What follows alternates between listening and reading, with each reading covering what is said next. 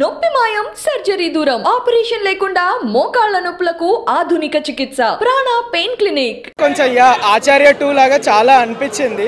ఇంకా లాస్ట్లో కొంచెం ఆచార్య ఇంకా బాహుబలి అలా మిక్స్ కొట్టి తీసినట్టు అనిపించింది. సెకండ్ పార్ట్ వరకు కూడా కొంచెమే ఫస్ట్ హాఫే సెకండ్ పార్ట్కి రిపీట్ చేసినట్టు అనిపించింది సినిమా. సూపర్ అన్న, వేరే లెవెల్. ఇంటర్వ్యూలో చేసి చెప్పాను కాల్ ఎగరేసినప్పుడు సేమ్ అలాగే ఎగరేస్తామన్నా. ఎగరేసి గొంతు కూడా పోయిందన్న. యాక్చువల్లీ నేను పవన్ కళ్యాణ్ ఫ్యాన్, కానీ మూవీ అయితే చూడడానికి అయితే బాగుంది. కానీ ఆ సెక్సీ సాంగ్ ఉందన్న, హైలైట్ అన్న. నా లవర్ గుర్తొచ్చింది, నా ఎక్స్ గుర్తొచ్చింది. హైలైట్ మాకు అయితలేడు ఆ లవరు. అబ్బా లేదు బాగుంది సినిమా అయితే నీటిలోంచి అన్న ఎన్టీఆర్ అన్నయ్య సూపర్ ఉంది నా సీన్ మాత్రం బాగుంది. కానీ ట్విస్ట్ 2లో ఇచ్చాడు కదా, దానికోసం వెయిటింగ్ ఇంకెప్పుడెప్పుడు అవుతుందని. సినిమా పరంగా అయితే మంచి సినిమానే వచ్చింది. బట్ ఏంటంటే దీనికి 2 పార్ట్స్గా డివైడ్ చేసుకుని ఎలాబరేట్ చేయాల్సిన అవసరం లేదండి. కంప్లీట్ చేసిన స్టోరీ అంతా ఫస్ట్ పార్ట్లోనే కరెక్ట్గా ప్లాన్ చేసుకుని బాగుంటుంది అనిపించింది. Second half Janhvi Kapoor comedy scenes కానీ అదంతా కానీ కాసేపు ఏదైతే గ్లామర్ కోసమే పెట్టారు అన్నట్టు కాసేపే ఉంటుంది. అదంతా అక్కడంతా లాగ్ అనిపిస్తుంది. మరి క్లైమాక్స్ వచ్చేప్పటికి ఏంటంటే మనకి ఇప్పుడు పార్ట్ 1కి పార్ట్ 2కి ఏది కంటిన్యూషన్, ఏది క్వశ్చన్ మార్క్ అనేది ఏదైతే ఉందో సేమ్ యాస్టీస్ మనకి సేమ్ బాహుబలి టైప్లో పెట్టేశారు. అది కూడా టైప్లో కాదు, యాస్టీస్ కట్ పేస్ట్ చేసినట్టు పెట్టారు. ఎలా ఉందంటే చాలా బాగుందండి. మా అబ్బాయికి అయితే బ్లడ్ నుంచి ఉందనమాట, ఫ్యాన్ బాగా. ఇంకా నాకు కూడా చాలా ఇష్టంగా చూస్తాను. మా అబ్బాయికి ఇష్టం కాబట్టి నాకు కూడా చాలా ఇష్టం. ఎలా ఉంది ఎన్టీఆర్ యాక్టింగ్? ఎలా ఉంది? ఇంకా అసలు ఇంకా మాటలు అయితే లేవు. ఎన్టీఆర్ యాక్టింగ్ అంటే ఇష్టంతో చూస్తాం కాబట్టి చాలా బాగా అనిపించింది.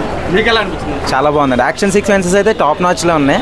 ఇక ఆటోమేటిక్గా ఇంకా నేను ఫ్యాన్ని ఈ సెకండ్ టైం చూడటం చాలా బాగుంది సినిమా.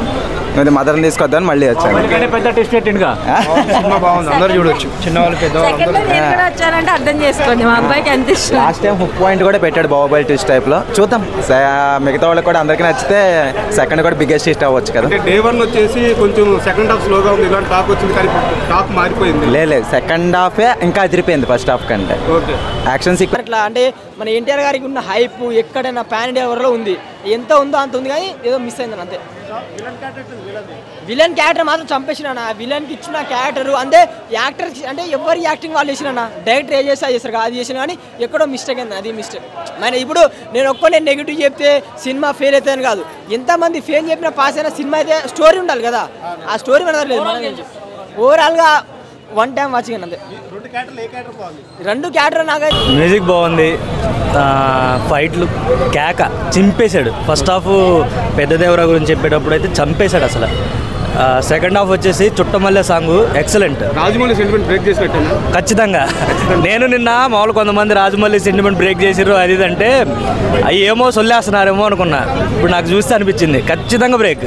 సినిమా ఏ రేంజ్ ఇస్తుంటారు అంటే ఏ రేంజ్ అని అంటే ఒక దాంతో నేను కంపేర్ చేయట్లేలే, కానీ దాన్ని ఏమంటారు ఒక రేంజ్ సినిమా అన్న, ఒక రేంజ్.